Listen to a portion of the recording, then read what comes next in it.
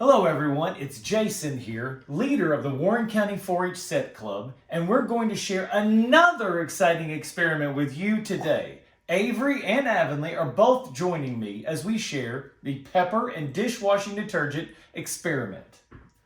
The materials needed for this experiment include 2 shallow bowls or plates, water, pepper, dish soap. After you have all of your materials together, let's get down to business. Number 1, fill your bowl or pie tin with about an inch of water. Sprinkle pepper evenly across the surface. Try not to sneeze. Don't do it. The pepper flakes should float, not sink, upon the surface of the water. Put a little dishwashing liquid in your other bowl.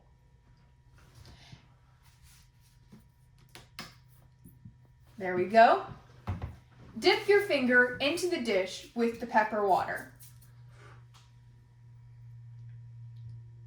You can go ahead and take it out. Now, if you look at your finger, there should be a few specks of pepper on your finger. Now, dip your finger into the dish detergent, making sure it is fully submerged. Now dip your soap-covered finger back into the dish of pepper water. You should see the pepper immediately move away from your finger. Most of the pepper flakes should have darted to the sides of the pan, and some of the flakes should have fallen to the bottom. It may have looked like the soap was chasing the pepper flakes away. Why? The first question to ask is why the pepper flakes float. Why don't they sink or dissolve in the water? Well, pepper is a hydrophobic, meaning that water is not attracted to it. Because of that, pepper can't dissolve in water. But why do the flakes float on top of the water? Water molecules like to stick together. They line up in a certain way that gives the top of the water surface tension. Because pepper flakes are so light and hydrophobic, the surface tension keeps them floating on top. The next question to think about is why the pepper shoots to the sides when the soap touches the water.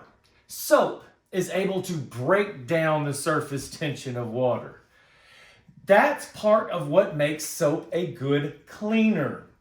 As the soap moves into the water, the surface tension changes. The pepper no longer floats on top. But the water molecules still want to keep the surface tension going. So they pull back away from the soap and carry the pepper along with them. This experiment shows how germs are removed from hands with soap, which is of special importance to know with COVID-19 among us. Soap consists of molecules with a dual nature. One end of the molecule is attracted to water and repelled by fats and proteins, and the other end is attracted to fats and proteins and repelled by water. A virus, such as coronavirus or the flu, is encoded by RNA, a coat of fat and protein.